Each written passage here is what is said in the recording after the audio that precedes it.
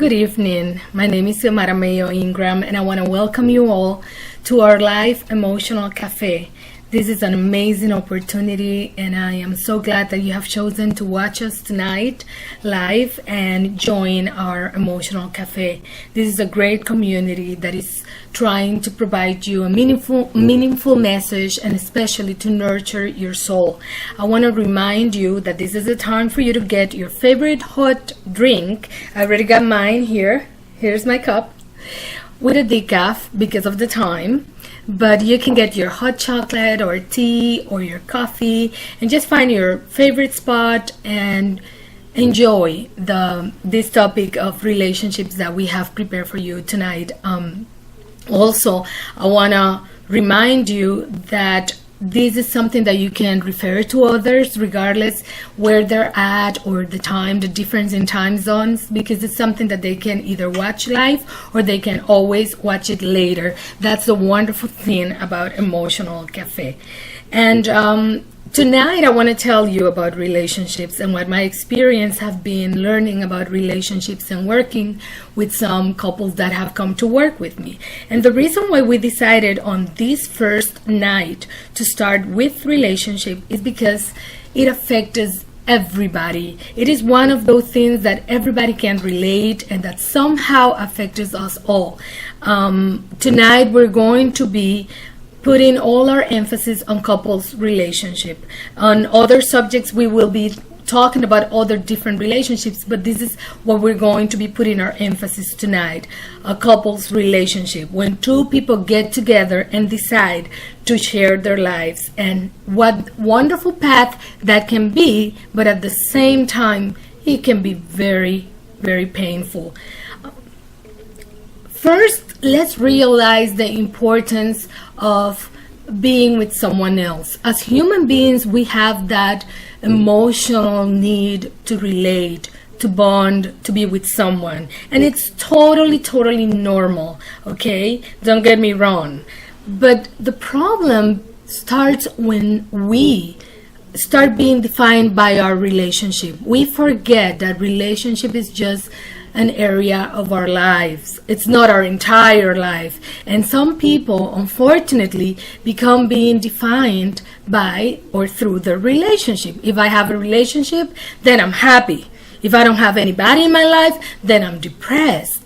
And they go on and on and on, trying to connect with someone without realizing what a relationship really is about.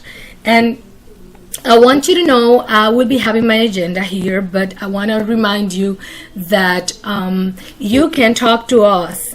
You can use the chat, and I can be able to see you right here and answer your questions. So if you have any question, feel free to talk to us. Feel free to ask. This is your site. This is your virtual platform. This is for you. So you're the most important person right now. Just make sure that you let us know what you're thinking. If you have any question, we'll be glad to ask it and address it. However, remember that the topic tonight is relationships. So go ahead and don't be shy, and you can send your questions through chat. If by any chance you don't get to see it when it's being lived and you catch up later, you can email us your suggestion, your opinion, and you can let us know what you would like us to address, if you would like us to talk about something in particular, or if you would like to share your experience for us to give you some feedback. We will be glad to do so. So back to our agenda. Why relationships? We were talking about the normal necessity to relate and to bond and to connect with someone else. Now, when we are in a relationship, we need to remember that we are an individual. We are someone. I am who I am. I am me. When I get together with someone else, we become two people with two different backgrounds, two different worlds, two different ways to think, maybe two different education, maybe two different perspective of life, and the most important thing, two people with emotional baggage. Each one of us bring their own emotional experiences to the relationship. This is extremely important that we become aware of this when we are going to start a relationship. Why? because all these are stuff that are going to affect. And if we think about the dynamics in a relationship, first we go through that infatuation, the romance, falling in love, feeling the butterflies in our stomach, and we have this relationship in a bubble. We sometimes hear people, they don't even want the other one to know and meet their family or their friends or their children if they have any. They want to keep it to themselves just to make sure that it works because it's so perfect that they don't really want someone else to kind of pitch in and maybe affect the relationship in a negative way. But the truth is that it's only the beginning.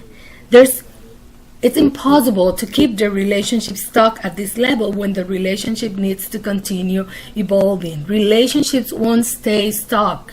It's not some place that you get to and then you arrive and this is it. No. Relationships will evolve. As much as you grow, as much as you change as an individual, in the same way, relationship will go changing. And if you don't understand this, then you start being frustrated because the relationship is changing. It's moving to reality. Now it's on the real level, and you're starting feeling that you're losing that romance and the butterflies and all the emotion of the beginning. And some people even call it quits because they cannot understand and accept that the relationship goes changing. It is our responsibility to work it, to nurture it. Some people come to me and say, "Ay, Xiomara, why are relationships so hard? Why do we have to work so much? I wish it could be just perfect." It is not. Nothing in life is. You need to realize this. Yes, it implies work. It implies a love that we are responsible to nurture and make it work. And it's our entire responsibility. We can be blaming on the other person or his family or his work. It's up to the other person and you. What you're going to do about the relationship that you are sharing. So yes, it is work. But it can be a beautiful piece of work. It can be a wonderful working process in which two people grow, mature, and become more connected because of the wonderful growth process that they do together. Now, one of the things that I have found when working with couples is that difference, especially between women and men, in which women are trying to hold on to the past. Some complaints have been stuff like, he doesn't do what he used to do when we were dating. Yeah, it's been 20 years, you know. He's not the same person that he was when you guys were dating. And this is something that you need to realize and accept and understand. Others said, well, he does other things. Yeah, but still, it's not the same. And what is the danger of that kind of fantasy thoughts when we nurture those in our minds? Well, some of the things that I've seen is the lack of satisfaction. Some people start complaining that they don't feel satisfied in their relationship, which is a huge danger. Some people start complaining that there's something missing here. And therefore, some people even go out and have an affair because they feel that they need that high emotion roller coaster in their life. When the truth is that all those are dangers, terrible dangers that can actually destroy a relationship. And it's very sad to see sometimes how some people have been great couples, they have gotten along so well, they love each other a lot, and yet they end up separating, divorcing, or causing a lot of pain to each other. And it's pretty much because of these kind of dangers that the relationship has been exposed to. Now, how can we stop ourselves from being affected by those dangers? First of all, let's be mature and realistic about the relationship. It's gonna change. It's not going to remain the same. It just can't. Nothing gets stopped. You need to move forward. There are different cycles in the relationship. You need to be aware of these cycles. When we are newlyweds, that's what we are, newlyweds. When we have children, that's a different cycle, because now, besides being a couple, we're also parents. As we grow older, there comes different circumstances and situations that can have an impact on the couple. But if the couple is aware that this is going to happen, it can be a great growing experience for both of us. So please be aware of these kind of things, this difference between infatuation and the real love, because let me tell you this, some people, they try to follow those butterflies and they end up empty-handed. They really end up with their hands totally empty, and they don't experience a wonderful opportunity of loving someone and being loved in return. Now, remember, we are two people, but we become a couple. It is up to us to go walking the path together. You know what happens when a couple doesn't walk together? This is what happens. They start going on different paths. They start different journeys and they disconnect. Who's responsible for keeping that from happening? The two people involved in the relationship. I know some women like to say, well, they are the ones to blame, and they blame it on the men, and vice versa. But the truth is, the two of them are responsible. It takes two to make it work. It takes two to make it fail. Remember this important phrase. Let's stop blaming someone else for what is happening in our lives, and let's start being responsible with ourselves. Okay? And being responsible with our relationship is part of the responsibility that we have today in our lives. Fantasy, holding on to the past, keeps you from enjoying the present. There's no way you can enjoy the present if you keep holding on to past experiences, to a past feeling, someone that was in your life before. It is just amazing. Just this morning I was having a conversation with someone about this.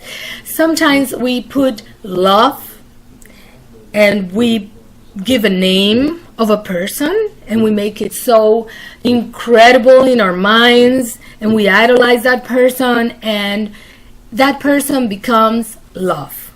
No. That's not the way it works. Love, it doesn't necessarily mean that it's going to be that person. Don't hold on to a person, to the past, to someone that was previously in your life, to a relationship that has ended. Give yourself the opportunity to live in the now, in the present, and see love with a different name, maybe a different face. But you need to accept that the past is gone. There's nothing you can do to go back. There's nothing you can do to change it. And that's part of probably one of the main problems I've seen when I'm working with couples. Making comparison with other relationships, with other people, sometimes with another couple. Oh, because they do this, they do that, and we don't do that. Just don't do that to yourself. Be responsible to go for the life and the kind of relationship that you wish to have. You are responsible for that. But you are going to see that even though we are two and we put so much our eyes on what this other person does and what they say and what they didn't do and what they gave me, it's not only about you. When you keep saying, my couple doesn't do this, my partner doesn't do that, my spouse this, that, no, you're just putting excuses on the relationship. The truth is, what are you doing? What are you saying? What are you showing? What are you giving? It's not only about you. It's not one person, it's two. You have your needs, but guess what? The other person also has their own needs. And when you are sensitive about that, when you realize that it's not only you, and that instead of just paying so much attention on what you are getting out of this, also pay attention to what you're giving. Are you giving in return? Are you putting the same effort? If there's only one person pulling the wagon, what do you think is going to happen? That person's going to get overwhelmed, that person's going to get tired, and it's going to get to a point that it's going to let go on the wagon. But if the two of us are pulling it, we can make it get to wherever we're taking it. So willingness of making it work is a key element in a relationship. We need to ask ourselves, how much do we want this to work? How much I want this to be a good relationship? How much I want to be able to be happy and fulfilled in my relationship? And that's based on that key word, that is willingness. Now, I have here with me, and I'm going to share with you, what I call relational inventory. And again, for those who are tuning right in, remember that you can ask your questions through chat. And if by any chance you know that someone is not going to make it, make sure they know that they can catch this session later through the video session. Okay, this is the relational inventory. It's a little exercise that I have worked on when I'm working with couples, and what I have done is pretty much put categories together, same ones that we use when we're growing as an individual, but I've done it for the couples. Now, if you want me to send this, those of you that I have already gotten your email from the subscription, just let me know. We'll be glad to provide you with this. But as you can see, let me see if you can see, relational inventory. There's some writing that I did, but you can see that there are different areas, different categories. And what I do, basically what I do is that I get together with a couple when they come, and I give them this exercise, totally empty, just like this, with no notes, just the categories, which I'm going to be talking about a little bit later. But I give it to them because it helps them see what is really working on each of these category, if it is really working or if it's working okay. But the most important thing, what needs to improve? What do we need to do to make it better? And it's just amazing because you're going to see with the different categories, when sometimes we just don't think that there are areas that can have an impact in our relationship, and yet there are.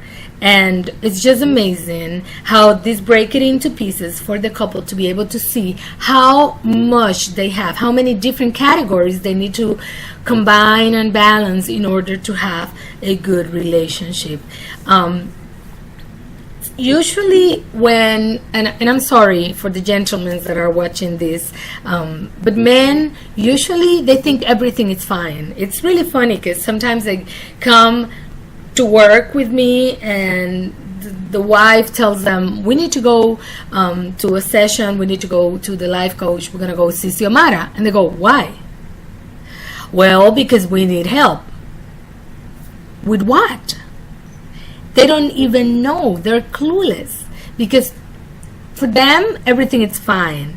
And the truth is that men have a different perspective from women. They once they have come into a relationship that is growing mature, and you know they've been together for quite a long time, they become a little comfortable and they give more importance to some things than others. They don't realize that there's all these categories. So by breaking them and using this relational inventory really helps them to understand that there are many different pieces on this puzzle, and that it's their responsibility to watch for each one of these categories. Now, the result usually it's amazing because it also shows that everybody's got their own needs, and it's incredible to see when they're working. I've seen couples working on this relational inventory, and actually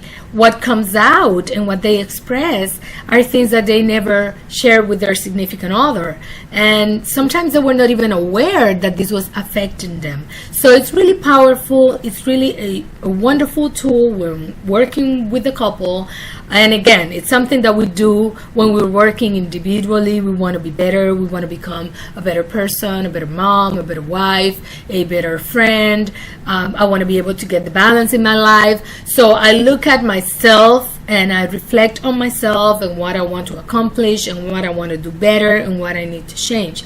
It's the same exact thing with the couples, to walk them through it so they can actually see that they are the only ones responsible to make this or that better. So the first category of the relational inventory is communication. And let me tell you this. The reason why I bring it up as the first one is because it is extremely important. Amazingly, some couples underestimate the importance of communication. And let me tell you this. Some even say, we don't even have things to talk about anymore. And that's very sad, because the truth is that communication leads to connection, emotional connection. It keeps the couple together. It makes them feel that they have something to share. And when we talk about anything, it doesn't matter, because sometimes we feel, oh, I don't have anything important to tell him. No, it doesn't matter. It can be something about a movie, something that happened at work, something that happened in the house, something that I saw in the street. It's really funny because in my own experience, one of the things that I decided to do with my husband was to talk about everything. And I talk about everything. And sometimes I know that I'm talking about something that he's looking at me, and I can tell the look on his face telling me, why are you telling me this? You know, sometimes I'm just talking about an actor or an actress or a program or something. But it is just great, the fact that I can go to him and talk about whatever. And that it's so rich, that is so good. And it makes you feel connected to that person. It builds the friendship within the relationship. And I guess some people, they start being couples, they later become parents, but they forget to be best friends.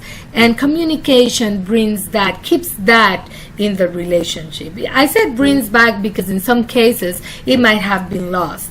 So when we talk about communication and they're working on this relational inventory, they realize that at some point they used to talk about a lot, but now they don't talk at all. And that is very sad.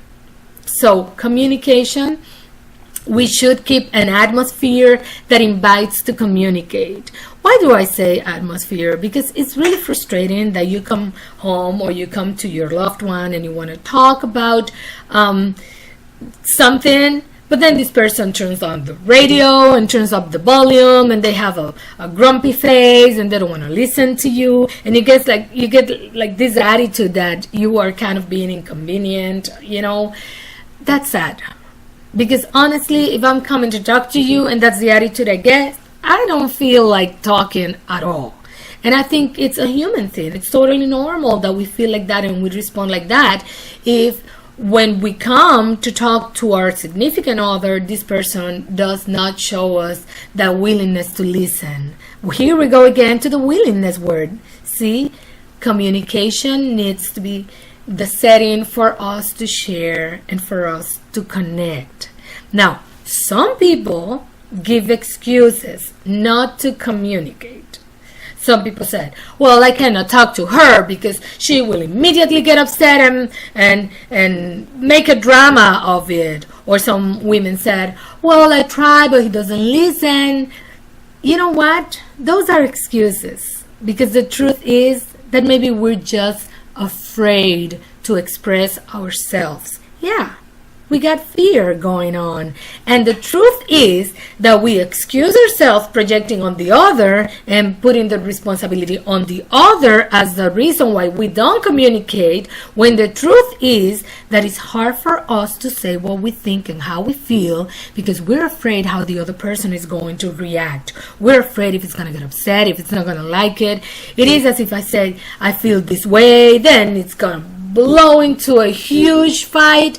It doesn't have to be that way. We can be able to express ourselves appropriately, respectfully, in a considerate way, mindfully. We might not agree. And let me tell you this. We don't have to agree. You don't have to agree with everything the other person says. It's not about agreement. And the fact that we don't agree on something doesn't mean we don't love each other. One thing has nothing to do with the other. We can have different perspectives, we can have different opinions. I can tell you there are movies that I love, and my husband simply doesn't like them at all. He thinks are the worst movies, but I love them and I enjoy them. So you see my point here? You don't have to agree, and that doesn't mean that there's no love. But not because we don't agree on something means that we're gonna yell at each other, or we're gonna be disrespectful to each other, or that we're not gonna talk because we're mad at each other because you are not in agreement with what I said. That is just not the way it works. Open communication brings the couple together, brings the couple closer, even in the middle of a disagreement. It is amazing when you learn to talk, to listen to each other, to understand that each one of you have the right to think about something in a certain way, and that it's okay, that it's part of who you are. That is important, okay? Don't get me wrong. We can still disagree, but we can do it in an appropriate, respectful way, without hurting each other's feeling, without showing that we don't care, because we really do, and without invalidating the other person's opinion. That is really important. Communication is a key to connection. Remember that. Another one of the situations that I've seen is that sometimes in the relationship, one of the two expect the other one to figure it out. Oh no, because he knew exactly how I felt. And how so? Did you tell him that you felt that way? Did you share with him how you felt? No. No, but he knows. He knows me. No. Let's stop assuming that he knows. Let's stop expecting that the other person has to figure out how I feel. And let's start taking responsibility and sharing it openly, how I feel. I'm just sharing how I feel. Sometimes it doesn't even know that you have, it doesn't really mean that you have to do something about it.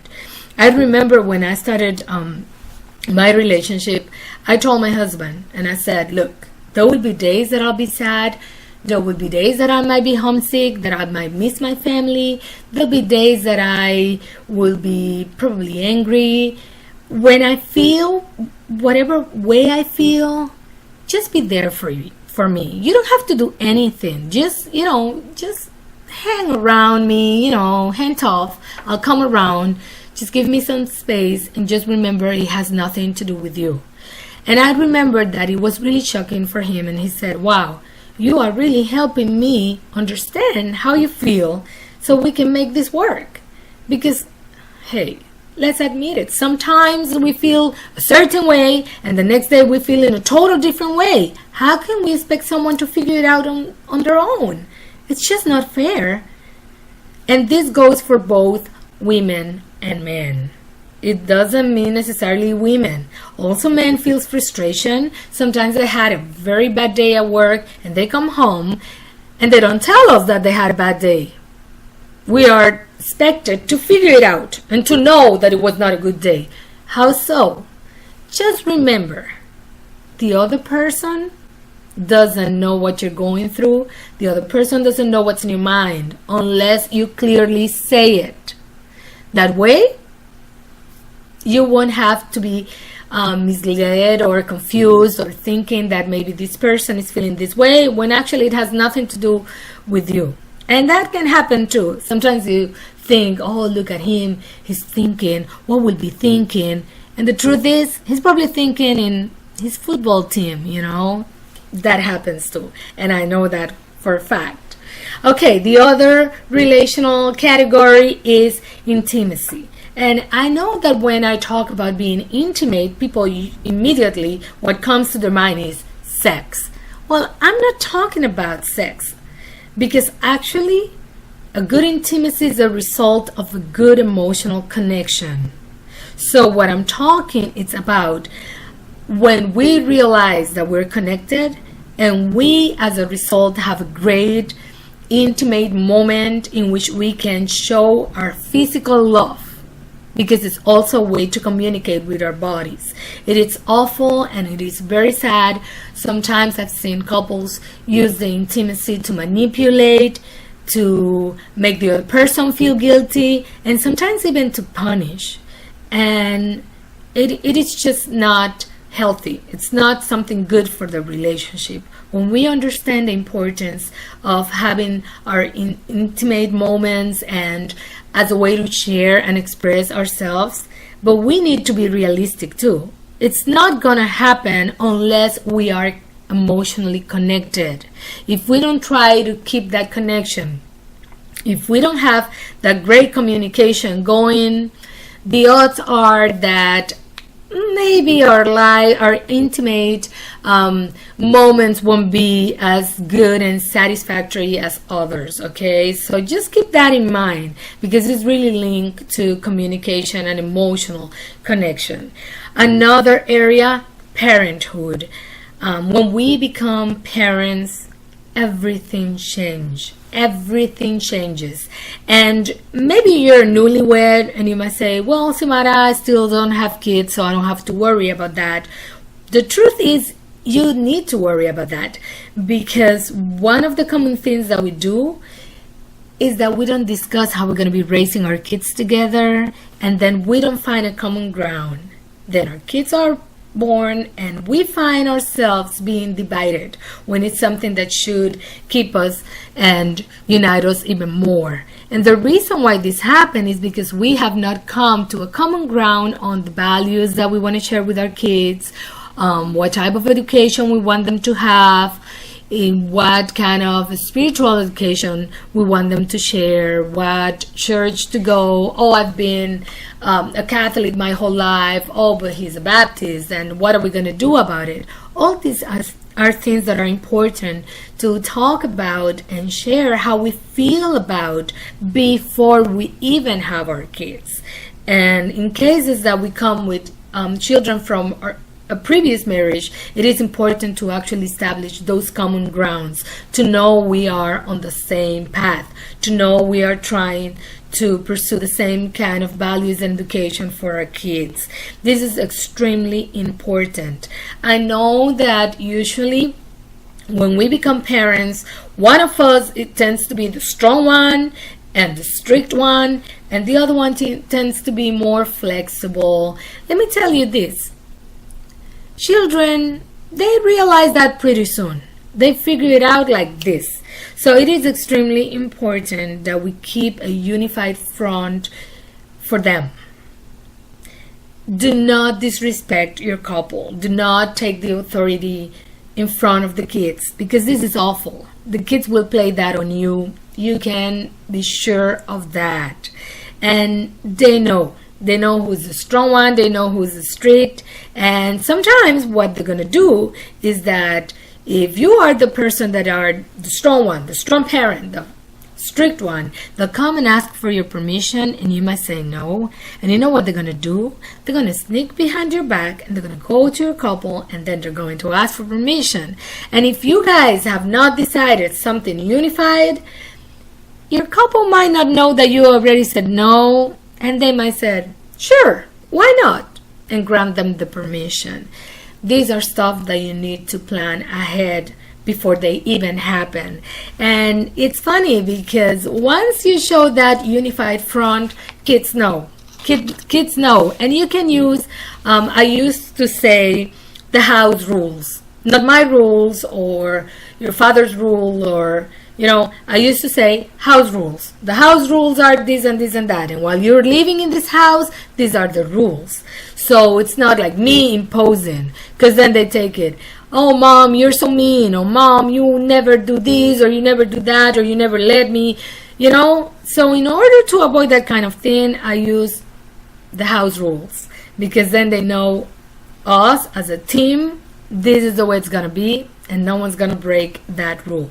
Another important thing when we are parents that we need to remember is that we are the first reference that our kids will ever have of a relationship.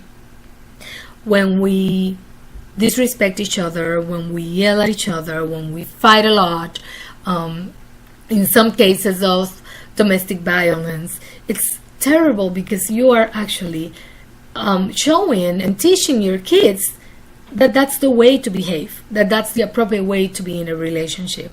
And what do you think they're going to do when they grow older? They're going to repeat exactly the same pattern.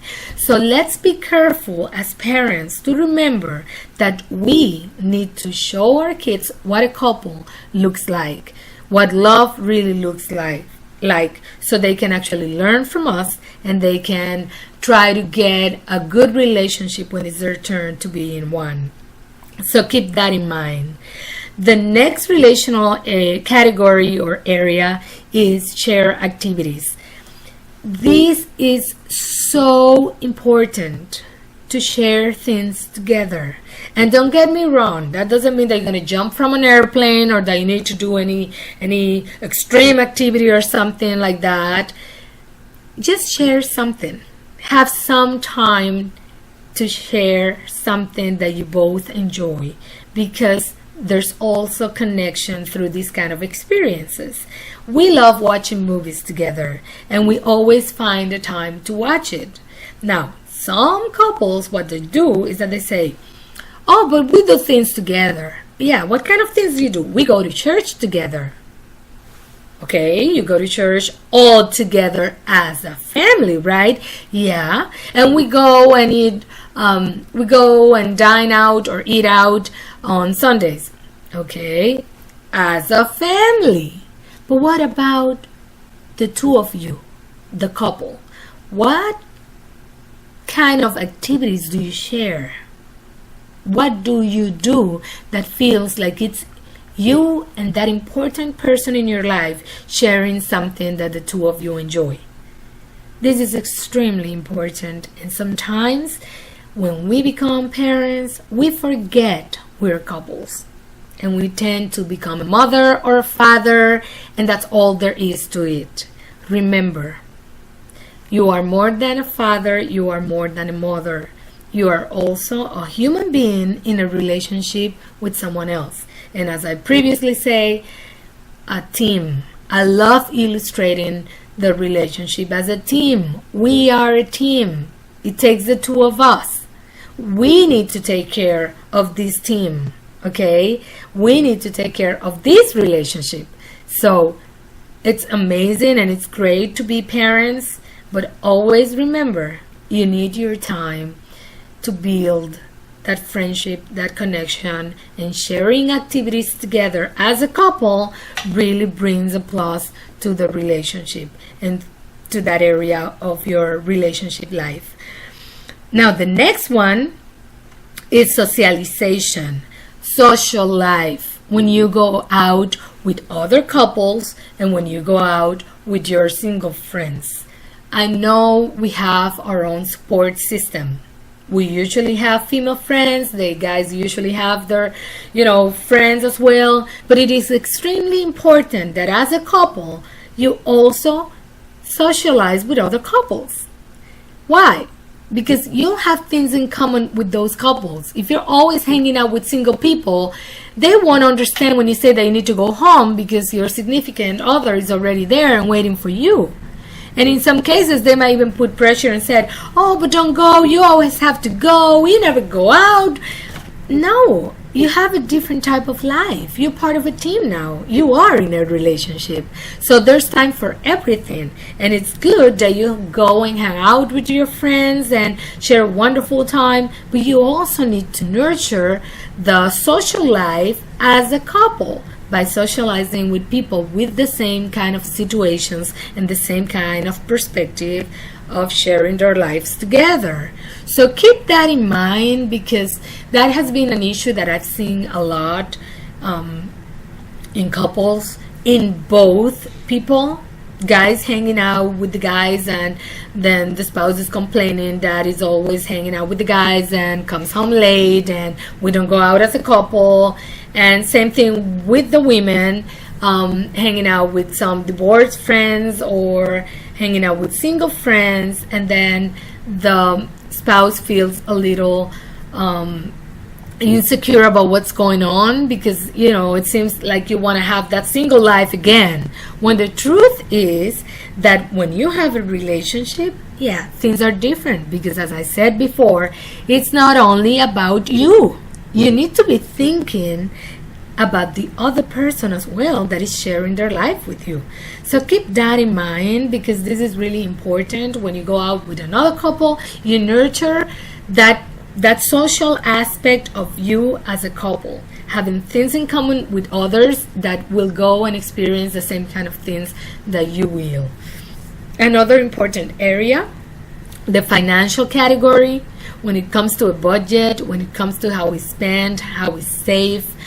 Some people and some experts consider that that's one of the areas that causes highest rates of divorce. Some couples don't know how to handle the financial aspect, and this is something that needs to be important to address with your significant one. Things such as having a budget together, putting some savings together, having a project together to put some money aside towards that, looking at the expenses, being part of that, if we need to adjust the expenses, if we need to spend less in this category of the budget. But make your partner, your spouse, part of it. Sometimes when one of them is working and the other person is not working, it tends to be an issue, a conflict, because the person that is not working feels left out, and then the other person feels that it's having all the power, or at least that's how this other person is feeling it. So by sitting together, talking about the budget, talking about the expenses, looking at it together, getting ideas from each other, sharing opinions, really, really helps with this important category. Another one is the family ties. You realize when you get together with someone that it's not only that person that you're actually going to be in a relationship with. His or her parents as well, siblings, even nephews, cousins, grandparents. You have to meet these people. You have to make them part of your life. It is extremely important for a relationship that you define yourself away from what your family history or family story has been. It is up to you. If you end up having the same exact relationship that your parents had, or if you can get the best out of the relationship and still create your own story with your partner. Some people, they find themselves reproducing the same patterns that they saw, like if their parents were fighting a lot, they will fight a lot and they don't even realize that they're fighting. This is a need to feel at home, and some experts explain it that if you grew up in an environment that had that kind of behavior, you will tend to reproduce that behavior when you grow up, so you feel at home. When you get this awareness, it is important that you break it and you decide what kind of relationship I want to have. And just remember, when your partner, when your spouse is talking about the mother or their father or anybody, just listen, okay? Learn to say, wow, well, sad, right? But remember, they're family. You cannot break those family ties. So be mindful, be sensitive. Don't go venting out and talking about what you think is right or wrong. Remember, it hurts because they're family. Just be sensitive. Just learn to listen. Just learn to be there, because at the end of the day, they're family. And you don't want to cause a division with your loved one over their family ties. But just remember, it doesn't have to be your story. You are entitled to create your own story with your loved one. Finally, the spiritual category, the spiritual area in a relationship. And you might say, why did you leave it last? Because it's actually the foundation. It is the most important one. You need to believe in something. You need to have some sort of spiritual belief that you can hold on to when things are tough. I personally believe in God. You can believe in whatever you want, but I believe in a higher power. For me, is God, and I respect whatever your belief is. But you need to hold on to something when things are tough. And by nurturing the spiritual ground together, you become stronger. It is extremely important that you share that important part, the spiritual path, to read, to nurture your soul, to learn, to seek for that spiritual wisdom, and share it with your loved one. Because trust me, when things get tough, that is something you can hold on to, that is going to give you strength, and it's going to help you overcome whatever you're going through. Now, there are important aspects in a relationship that sometimes we overlooked, and it is just amazing when I talk about this, because we talk about romance, and we talk about intimacy, and we talk about communication, and we talk about all these different things. And when I bring these specific aspects, people look at me as if I was crazy because they never saw that perspective. Commitment. You need to be committed to the relationship that you are in. Do you know what the word commitment means? Oh, it probably means that we just walk away from it when things are tough. Wrong. Commitment means that you're committed to make it work, that you're committed to do whatever it takes, that you're committed to put extra effort, that you're committed to run that extra mile. That's what commitment is about. It's something that should not be broken. And unfortunately, we're living in a time that it happens a lot. Commitment will help your relationship to stay and be strong and be stable. But it's up to you how committed you are in the relationship to make it work. Service. What kind of service? Do I have to serve him? Do I have to be cooking for him and doing the laundry all the time? Service means that it's not about you. It's about the other person. What you give, how you serve, how you make them feel better, how you support them, how you are there for them. That's what service is about. That some days you're angry or you're tired or you're grumpy, but that person needs you. And you put your own self aside to be there for that person. That's what service means in a relationship. Loyalty. I think more and more people are being disloyal nowadays. They don't even know what loyalty means. Loyal means that I stick to it. Loyal means that I'm not going to betray you, that you can trust me, that I'm reliable, that I'm your partner, that we're a team. I'm loyal. You can confide in me, and I am not going to expose you. I am not going to take advantage of your being vulnerable, or when you're down, I'm not going to make you even worse. You know what I mean? Being loyal means that you have this noble attitude toward your loved one, to show them that you are there for them, that you will always be, and that they can rely on you. We already talked about the willingness, but I want to talk about being receptive and open. Receptive and open to what? To changes, to good times and bad times, to things that you might not want to hear, but that you need to hear, to the other person being able to express their opinion without you just getting all emotional about it and being hurt. Being open and being receptive and being receptive help you grow and move with the relationship. This is very important too. Humility. It doesn't mean that you're going to be humiliated or that you're going to humiliate the other person. It means being humble. Humble to accept when the person that you love tells you something.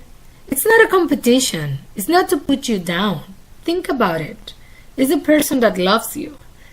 So be humble to listen. Sometimes people don't even want to listen when it's something that if you're gonna tell me something about me, immediately I block you because I don't want to hear it. No. Being humble means that you listen, that you reflect on what you heard, what that person told you. You make that reflection and you look at yourself in order to make it different. That if you made a mistake or if you hurt someone, you can go back and say, I'm sorry. I love you. I didn't mean to hurt you. That's what humility means for a relationship. Awareness and accepting of changes. Understanding relationship is going to change. There's nothing we can do to stop it from changing.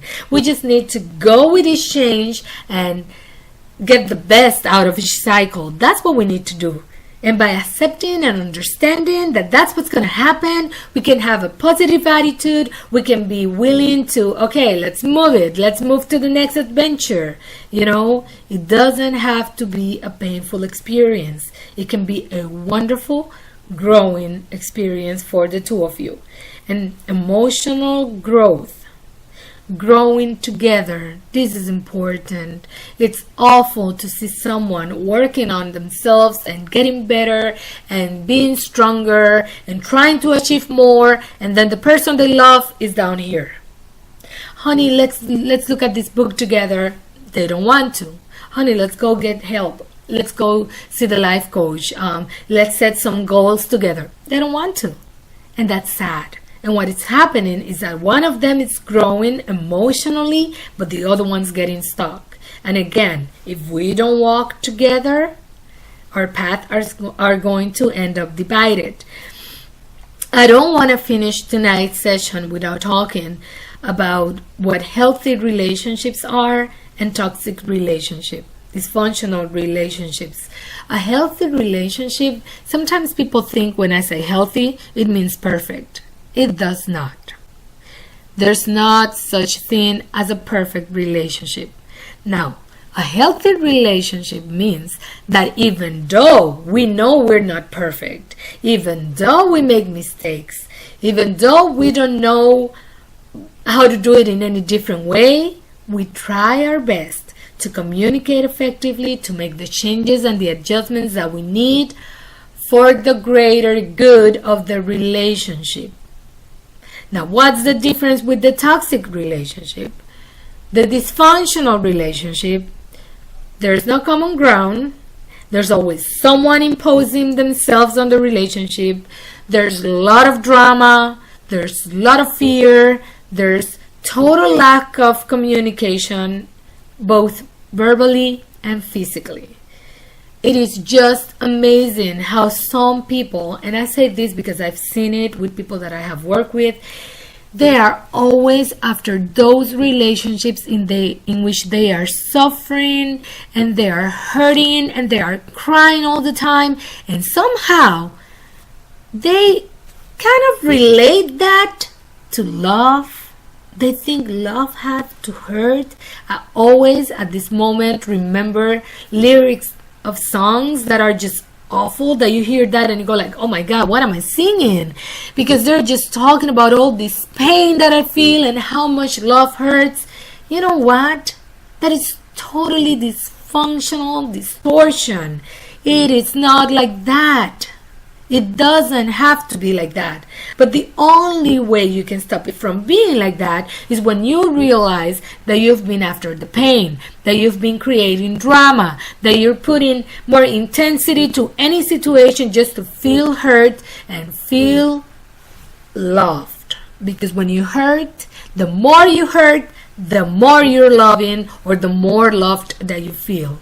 That is distortion, my friend. And it is important that you see that difference, because a healthy relationship is that relation that can be nurtured and people grow and people evolve and they change together and they look at their changes and they embrace their changes together. Healthy doesn't mean perfect, but it means that we talk about whatever is bothering us, that we don't go for days and days being mad at each other, because we know how to be part of the solution instead of the problem. We want to solve this because we want to have a good relationship. Remember the question I previously made? How much do you want it to work? I want to end tonight's session with an amazing illustration that I was talking to my husband, and he was sharing this with me, and I thought it was so incredible that I wanted to share it with you tonight. And he was talking to me about relationships from a banking perspective. And he was explaining to me how relationships are like a bank account. And in a bank account, you make deposits and withdrawals. So the same thing happens with a relationship. You make emotional deposits and emotional withdrawals. And when we open an account, every time that we get together with someone, we're opening an account together. We're opening that line of credit together, and we're starting to build by making deposits. But at the same time, if we are making withdrawals, if we are withdrawing what we're putting in, what do you think is going to happen eventually if we withdraw more than what we deposit? Yes, the account gets overdraft. And the same things happen to a relationship. We need to keep in mind that balance of working together to make it better, to give more, to show more, to love more. I always use also with the couples that I work with the exercise that they pretend they're dating. Let's go back to that dating stage. Imagine it. Let's play that role. And imagine you're trying to have this person fall in love with you. And they all say that it's amazing when they're playing this part of, the script, like they go home and they're trying to pretend that they're trying to have this other person fall in love with them. It's just amazing the effect that it has. And honestly, that's the way we should be treating each other every day. Trying to keep the love alive, doing what makes the other person feels happy, because that's what love is about giving, about sharing, about growing, about nurturing. And if all I want is for you to give me, that's not love. That's being selfish. Learn to see the difference there, because love gives, and it gives, and it gives more. And when you think there's nothing else to give, there's still more for you to give. My dear friends, it's almost time for us to be over, but I don't want you to go without reminding you. Our live sessions are every Thursday at 8 o'clock. Let others know about Emotional Cafe. Let them know that it doesn't matter where they're at. It doesn't matter the different in time zone, that they can see it either in English or in Spanish, that all they need to do is to subscribe, and especially that they can catch whatever past session we had. If they couldn't catch it live, they can always catch it later at their best time and convenience for them. Always remember that you can email us with your suggestions. This is a site for you, and what we want to do is be able to help you, give you all the emotional support that you can have 24 hours, the 7 days of the week. You can email us, you can follow us on Twitter, send us your opinions. Soon we will be having our first newsletter, and you can be maybe on the client's corner. Maybe your question and answer can be there. Maybe you want us to address something that is happening to you. Just reach out to us. Just let us know what you're thinking, and we're open to any suggestions that you can make to make this, your Emotional Cafe, a much better place for you and a much better support. Thank you for joining me tonight. My name is Xiomara Mayo Ingram, and I am glad to be your coach. I'll see you next Thursday. Goodbye.